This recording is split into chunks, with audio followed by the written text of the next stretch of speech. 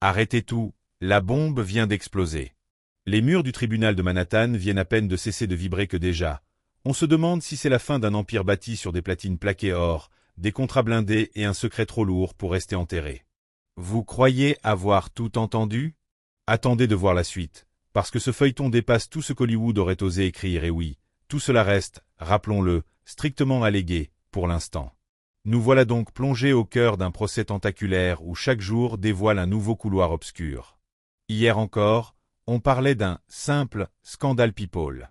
Aujourd'hui, le parquet parle carrément d'entreprises criminelles, rackets, traite sexuelle, menaces et même un laboratoire de la peur, niché au milieu des palmiers californiens.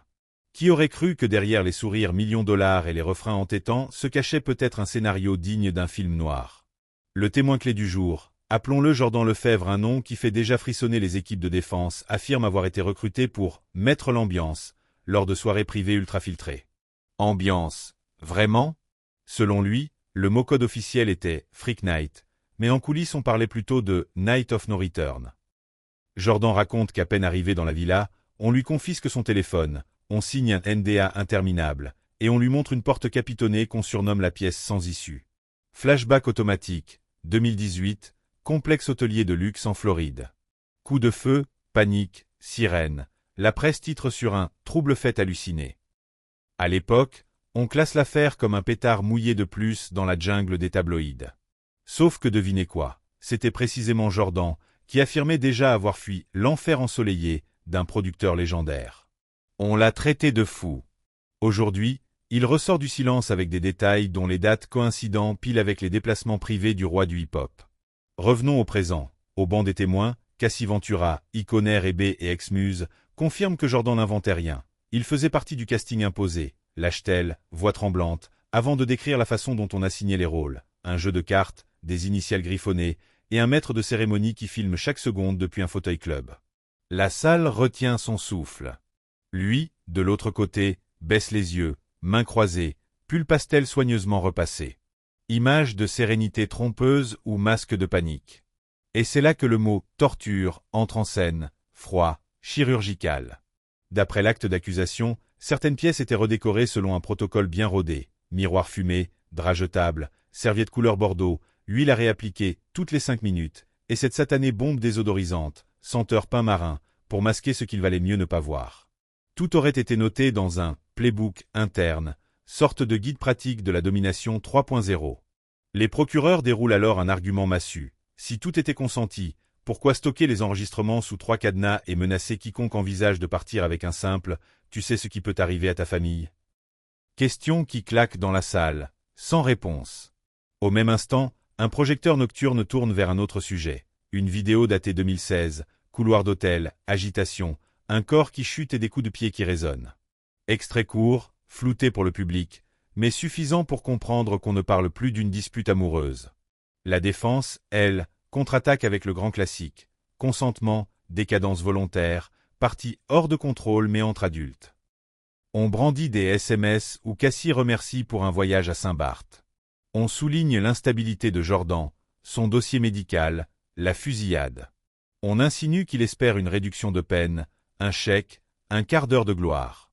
Mais l'accusation réplique. Si le gars est tellement instable, pourquoi son nom apparaît-il 14 fois sur les relevés bancaires privés du producteur? Comme si cela ne suffisait pas, le juge Arin Subramaniam, réputé pour son calme olympien, perd patience lorsqu'il découvre que l'accusé aurait passé 58 appels masqués depuis la prison, en empruntant le compte téléphonique de codétenus. 3 way calls, voix déformée, promesses voilées. Le magistrat frappe du marteau, privilège restreint, risque de parjure, et alerte formelle pour tentative probable d'obstruction. Le public, médusé, se dit que le feuilleton vient de passer en mode supernova. Petite digression nécessaire. Au-delà des murs du tribunal, l'industrie tremble. Des artistes effacent discrètement leurs selfies communs, des marques coupent le son sur d'anciennes collaborations. Sur X, les détectives en chambre repêchent des interviews de 2012 où le rappeur rigole. « Quand tu viens à ma soirée, tu te réveilles chez moi. » Point. À l'époque, c'était de la fanfaronnade. Aujourd'hui, ça ressemble furieusement à un aveu. Reprenons notre fil rouge, les enregistrements. 9, 10, peut-être plus. Stockés dans un cloud privé basé à Singapour, si l'on en croit un ancien ingénieur réseau prêt à témoigner. Selon lui, chaque fichier porte le pseudo d'un parfum, vanille noire, cuir sauvage, ocean mist et un numéro de session. Pourquoi ces noms? Peut-être parce qu'il fallait un code olfactif pour s'y retrouver au milieu de nuits interchangeables. Un détail qui donne froid dans le dos. Encore plus troublant, un ex-videur de boîte de Miami affirme qu'on lui a un jour tendu une enveloppe pour détruire des stocks. À l'intérieur, clé USB, gants latex, briquet, $500 cash. Il dit avoir refusé, pris peur, puis disparu du radar. Des années plus tard, il réapparaît dans le hall du tribunal, tremblant mais déterminé. D'après lui, sur l'une des clés, on voit une jeune femme supplier qu'on arrête de filmer. Rien de plus précis, les procureurs refusent de rendre la vidéo publique, invoquant la dignité des victimes. Le problème pour la défense? Plus les témoins se succèdent, plus les récits s'emboîtent comme les pièces d'un puzzle sadique. Un mannequin raconte des soirées où l'alcool coulait à flot, mais on lui interdisait l'eau. Un garde-corps décrit un couloir verrouillé de l'extérieur, porte sans poignée intérieure. Un ancien chauffeur se souvient de trajets nocturnes vers des villas anonymes, passagers hagards, consigne de silence absolu. À chaque dépôt, le château de cartes semble vaciller un peu plus. Mais la stratégie des avocats n'est pas en reste. Ils brandissent le spectre de la conspiration. Pourquoi maintenant? Demande-t-il, sous-entendant un alignement suspect de plaignants, influenceurs et concurrents jaloux. Ils évoquent les profits colossaux du streaming, les catalogues musicaux qui valent des fortunes. Qui a intérêt à faire tomber la valeur d'une légende? Insinue-t-il. Le doute plane, tout le monde se crispe. Pendant ce temps-là, à l'extérieur, les hashtags s'emballent. Hashtag Didi Trial atteint des sommets, les théories fusent. Certains se rappellent d'un freestyle vieux de 20 ans où le rappeur lâchait une punchline sur « garder des dossiers sur chacun ». Était-ce métaphore ou confession? Les mêmes détournent la fameuse image du pull pastel, remplacée par une camisole virtuelle. Sarcasme collectif, colère froide, fascination morbide, le cocktail parfait pour faire grimper les clics. Au milieu de ce cirque numérique, une voix plus posée s'élève, celle d'un ex-procureur fédéral qui rappelle que le jury, lui, ne voit pas Twitter. Ce sont les preuves, pas les émojis, qui décideront. Reste que la pression est réelle. Chaque mot de travers peut déclencher une avalanche de réactions, et les avocats le savent. D'où leur obsession à contrôler le narratif, à semer le doute sur la santé mentale de chaque témoin, sur la chronologie, sur le moindre ticket de caisse. Sauf que la chronologie, justement, commence à se dessiner clairement. Entre 2004 et 2024, une mosaïque de voyages, de suites présidentielles et de transferts bancaires relie victimes présumées et soirées ultra privées. Les procureurs exhibent des tableaux de vol, MILAX, JFK-CDG, toujours en première, souvent payés en cash. Pourquoi cash? Pour garder l'ombre, avance Jordan. Et ce n'est pas tout. Dans certains dossiers, figure la mention « service parfumé ». Personne ne sait encore ce que cela recouvre, mais le simple terme suffit à déglacer la salle. En parallèle, d'anciens collaborateurs évoquent un comportement de plus en plus erratique. Crise de rage pour une bouteille de cognac mal placée, nuit blanche à réécrire des contrats sous cocaïne, appels menaçants aux heures les plus improbables. L'un d'eux, resté anonyme, raconte avoir vu le boss sniffer une ligne, puis prêcher la Bible la minute suivante. Schizophrénie contrôlée, dit-il, un jour ange, le lendemain bourreau. Exagération ou symptôme d'une spirale hors de contrôle. Chacun se fait son idée. Mais rien n'égale le choc de la journée du 8 mai 2025. Sur banc de bois, jury provisoire, les noms défilent. Soudain, stupeur. Un gardien du centre de détention de Brooklyn se trouve parmi les jurés potentiels. Rire nerveux dans la salle. Le juge, la mâchoire crispée, exige des explications. Comment a-t-on pu laisser passer un tel conflit d'intérêts? Silence gêné des deux camps. Le gardien est écarté manu militari, mais l'incident sonne comme un message. Ici, aucune manœuvre ne restera impunie. À ce stade, la défense tente de regagner du terrain. Elle présente des captures d'écran où la supposée victime pose souriante sur un yacht, daté du lendemain d'une prétendue agression. Elle rappelle qu'un règlement amiable a déjà été signé par Cassie en 2024. Elle insiste sur le concept de lifestyle luxuriant voulu par tous, sur le jeu des apparences dans le showbiz. Mais le parquet rétorque qu'on peut très bien sourire sous la contrainte, surtout quand tout votre entourage dépend des chèques du même homme. Et puis, il y a la question brûlante des mineurs. Sujet tabou, mais impossible à ignorer. Un témoin affirme qu'au moins 2 visages dans les vidéos paraissent clairement ados. Aucune description graphique n'est donnée, le juge l'interdit, mais le simple mot suffit à plomber l'ambiance. Instantanément, la salle change d'air, on ne plaisante plus. Si cela s'avère, les charges fédérales bondissent de plusieurs crans, jusqu'à la prison à vie sans conditionnel. Dans l'ombre, d'autres musiciens célèbres retiennent leur souffle. Un chanteur pop, ex-enfant star, publie un communiqué laconique. Il n'a jamais été victime, mais soutient ceux qui cherchent la vérité. Traduisez, il ne veut pas être mêlé, mais il presse la tempête. Un acteur oscarisé avoue que le mogul lui a proposé des cours privés de jeu, qu'il a poliment refusés. Peu à peu, les anecdotes sortent, chacune rajoutant une pierre à l'édifice du doute. Pendant que les grands noms se détournent, la famille de l'accusé serre les rangs.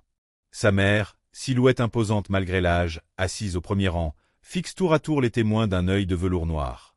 Les fils, capuche baissée, mâchoire serrée, renvoient l'image d'un clan assiégé. De l'autre côté, le mari de Cassie, casquette vissée, ne lâche pas du regard celui qu'il estime être le bourreau de sa femme. Le drame est autant intime que judiciaire. Chaque pause se transforme en guerre psychologique. Dans le hall, on chuchote des menaces voilées. On décale les horaires pour éviter que certains témoins ne croisent certains proches.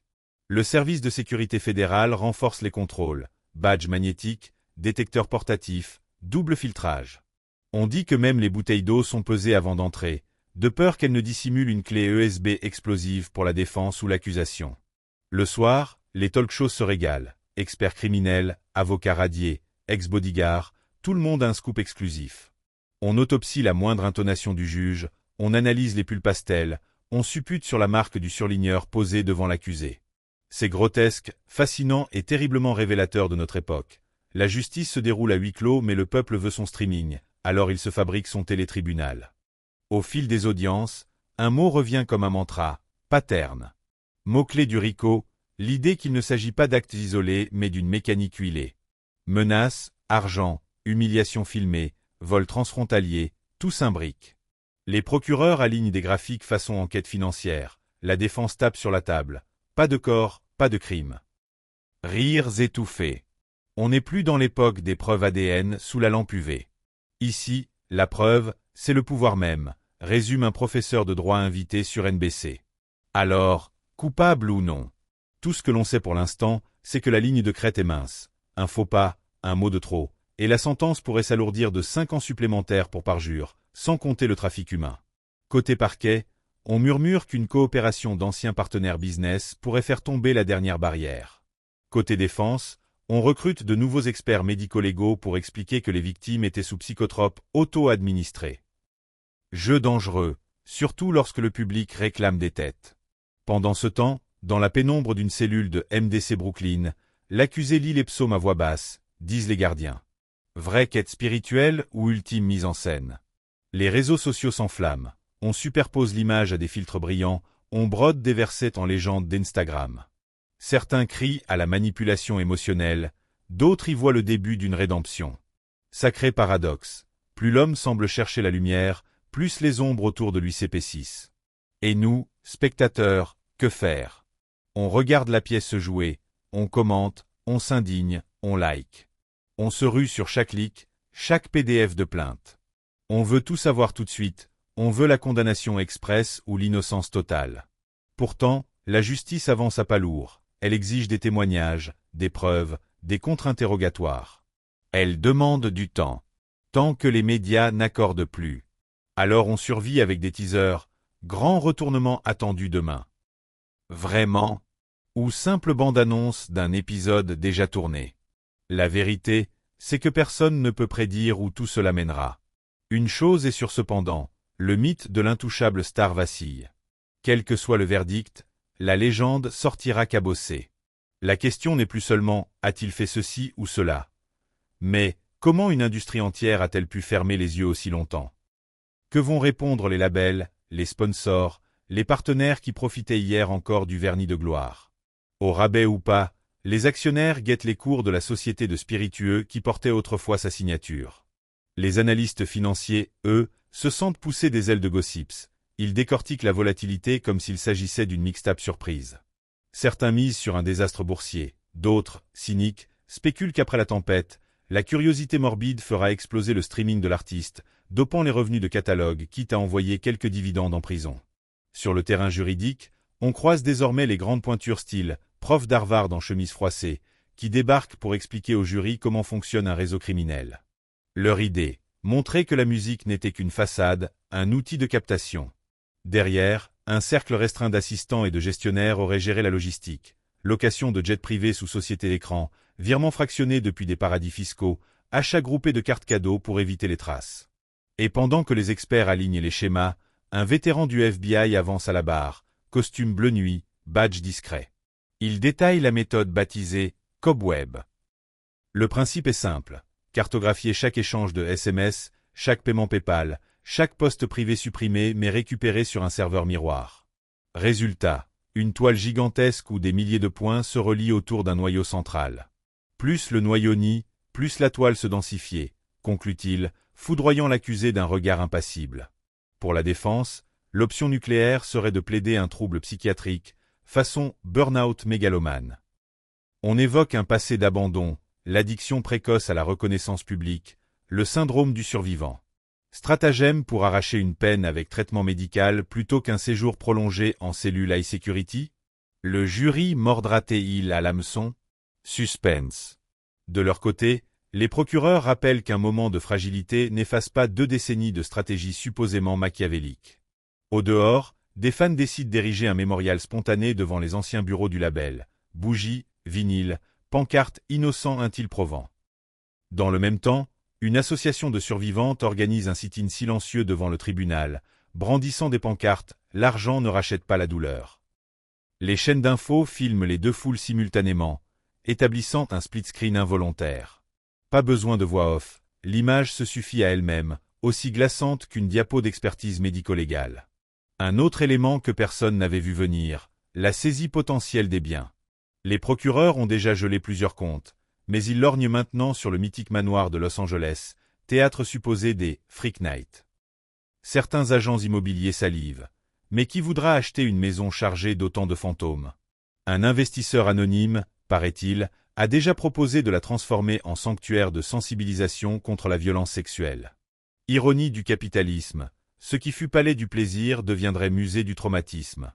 Dans les couloirs feutrés des maisons de disques, c'est la panique en sourdine. On passe des coups de fil cryptés, on relit des contrats à la loupe, on cherche la clause « acte moralement répréhensible ». Une rumeur court qu'un label concurrent prépare un audit interne express pour s'assurer qu'aucun de ses artistes n'a emprunté le même trajet nocturne. La chasse aux sorcières? Peut-être. Mais surtout une course à la réputation. Personne ne veut être la prochaine carte qui s'effondre dans ce château d'accusations. Pendant ce temps, les procureurs dévoilent un atout inattendu. Une ancienne responsable de clientèle d'une chaîne d'hôtels de luxe, que l'on prénommera Sophie, vient témoigner. Elle garde en mémoire un protocole bizarre. Chaque fois que l'entourage du rappeur réservait un étage complet, il fallait neutraliser les détecteurs de fumée, renforcer les serrures et désactiver les caméras de couloir. Sophie précise qu'elle a gardé des emails internes où la consigne apparaît noir sur blanc, avec des émojis champagne. La défense tente alors une diversion, faire citer un maître-chien chargé de la sécurité pour raconter qu'il n'a jamais vu rien de choquant. Mauvaise idée. Le parquet sort un selfie où le chien en question porte des lunettes de soleil et un collier en diamant offert par l'accusé. L'effet comique se retourne contre la défense, qui semble désormais ramer en pleine tempête. Et parce qu'une histoire pareille ne serait pas complète sans une pointe de géopolitique, on apprend qu'une société boîte aux lettres basée dans un pays balte aurait servi de plaque tournante entre les cachets de spectacle et les comptes offshore. Pourquoi là-bas? Pas de traité d'extradition pour les données bancaires, explique un fiscaliste hirsute. L'enquête internationale est déjà en route. Perquisition coordonnée, demande d'entraide judiciaire, subona à la chaîne. L'empire de papier toiletté, version 2025. Dans un retournement de situation qui ferait rougir les scénaristes de Netflix, un ancien manager révèle en plein contre-interrogatoire que des contrats de confidentialité étaient assortis d'une clause insomnie. Tout employé devait rester joignable 24h/24 sous peine de pénalité stratosphérique. L'avocate générale lève un sourcil. Pourquoi une telle clause pour de simples sessions studio? Silence gêné. L'assistant concède qu'il y avait des imprévus nocturnes. Comprendre, un appel à 3 heures du matin pour trouver un masseur ou un témoin. Dans les cafés branchés de Soho, on refait le match, la chute d'un titan, reflet d'une époque qui confond succès et impunité. On évoque Weinstein, Epstein, Kelly. On parie sur le prochain domino. Pendant ce temps, dans un studio anonyme, un jeune rappeur freestyle sur l'affaire. La vidéo devient virale en une nuit. Symbole d'une jeunesse qui se nourrit de l'actualité brûlante pour la transformer en art, entre catharsis et buzz. Aux heures les plus tardives, quand la ville se tait, quelques journalistes d'investigation alignent des post-ITS sur un tableau. Ils cherchent un motif commun, un fil rouge. Tout ramène à une même obsession, le contrôle. Contrôle de l'image, de la narration, des corps, de la peur. Une journaliste chuchote qu'un dépôt de brevet a même été déposé pour un système domotique permettant de verrouiller toutes les portes d'une villa à distance. Brevet abandonné, certes, mais l'idée glace le sang. Tandis que les ventilateurs du palais de justice tournent en grinçant, la rumeur d'un accord secret enfle. On parle de plusieurs dizaines de millions pour éteindre les poursuites civiles. Mais le pénal, lui, ne s'achète pas si facilement. Le procureur en chef l'assène en pleine audience. La justice n'est pas un fil d'actualité à effacer. Phrase qui fait le tour des réseaux en un quart d'heure, transformée en sticker virtuel collé sur des stories. Le procès entre alors dans ce qu'on appelle la « zone rouge », moment charnière où la moindre contradiction peut faire basculer le verdict. Pour gagner du temps, la défense bombarde de requêtes, demande l'exclusion de la moitié des pièces, invoque la vie privée. Le juge, pince sans rire, rappelle qu'on ne peut pas invoquer la confidentialité quand on filme soi-même des scènes compromettantes pour ensuite menacer de les diffuser. Tacle applaudi à mi-voix par la presse. Un technicien de laboratoire numérique apparaît ensuite, présentant un disque dur reconstitué après incendie suspect. À l'intérieur, des fragments de métadonnées pointent vers un montage vidéo jamais finalisé. Titre provisoire, Nightlife. Tout un programme. Des experts en images certifient que le codec et l'horodatage correspondent aux caméras utilisées dans le manoir entre 2015 et 2019. Encore un coup monté, ironise l'accusation. Pas de réponse claire, mais le doute continue de ronger la carapace défensive. À mesure que l'étau se resserre, les témoignages deviennent plus intimes. Une choriste, visiblement bouleversée, raconte une scène où on lui aurait glissé une pilule non identifiée dans un cocktail. Elle se réveille 8 heures plus tard sur un canapé, caméra pointée sur son visage. Personne ne la touche, peut-être, mais la simple image de sa vulnérabilité aurait servi de monnaie d'échange pour la tenir sous silence. Elle murmure qu'elle vit encore avec la peur qu'un jour la vidéo refasse surface. Dans la salle, on entendrait une mouche voler. Puis c'est au tour d'un styliste de venir déposer. Il se souvient d'avoir vu des kits d'urgence dans chaque dressing, lingettes antibactériennes, serviettes jetables, 2 fioles de parfum ultra fort et un post-it « Ne jamais manquer d'huile ». Il pensait à une manie de propreté. Maintenant, il revoit la scène sous un autre angle, et un frisson lui parcourt l'échine sur le banc des témoins. Le procès devient un théâtre d'ombre. On y parle de secrets bancaires, de valises pleines de cash, de clubs fermés où les portiers devaient remettre leur téléphone. Des influenceuses fantômes disparaissent du jour au lendemain de la sphère numérique, leurs comptes subitement privés, leurs stories effacées. À chaque nouveau nom, on se demande si c'est le début d'un coming-out explosif ou simplement un dégât collatéral de l'exposition médiatique. Et pendant ce temps, la ville continue de tourner, taxi jaune, écran LED, odeur de café brûlé. Les passants lèvent à peine les yeux en entendant le mot « procès », ils sont déjà passés à la prochaine alerte. Mais le dossier, lui, s'épaissit. Les jurés, sous surveillance 24h24, n'ont plus le droit au téléphone, pas de Netflix, pas de presse. Une existence en chambre stérile pour décider du sort d'un homme que le monde entier regarde comme un symbole, de décadence pour les uns, de chasse aux sorcières pour les autres. Au fond, la question finale restera peut-être plus philosophique que judiciaire. Où s'arrête la fiction que chaque star cultive, et où commence la réalité qui blesse? Peut-on continuer à danser sur un refrain une fois qu'on connaît l'envers du décor? Faut-il séparer l'homme de la musique, ou l'œuvre est-elle à jamais contaminée? Personne n'a la réponse. Mais le verdict, quel qu'il soit, écrira le point d'exclamation qui manquait à notre époque obsédée par la remise de comptes. Alors voilà, rideau pour aujourd'hui. Demain, d'autres révélations, d'autres frissons, peut-être un règlement de compte verbal en pleine salle. Chose certaine, tant que la lumière des flashs brillera, chacun cherchera sa place dans l'ombre ou sous les projecteurs. Et le public, lui, continuera de scroller, stupéfait, impatient, incrédule. Car cette histoire, plus que tout, nous rappelle une évidence qu'on préfère oublier. Parfois, la réalité dépasse le worst-case scénario de n'importe quel scénariste. To be continued, ou pas. À vous de décider si vous cliquez encore.